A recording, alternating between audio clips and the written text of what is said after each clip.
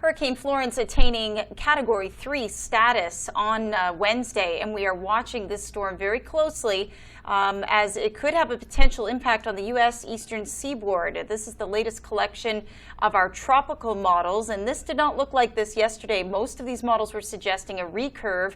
Now we have two runs of two big models, the GFS and the Euro, and then in addition to that, the tropical models that are showing potentially a U.S. impact. I'm going to break it all down for you in just a second and talk about why this may happen. It's all pattern related. So if we take a look at this weekend, you can see the jet stream coming off the eastern seaboard of Canada and the northeast U.S.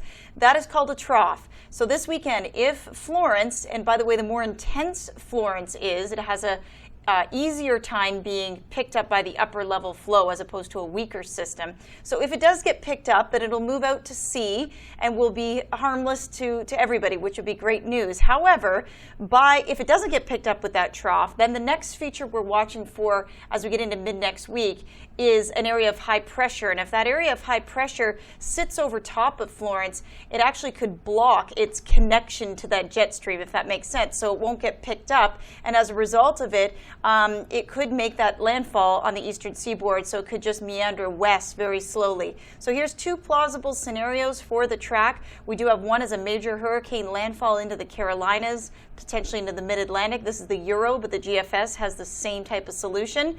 So a strong storm and, potentially the track is consistent between those models.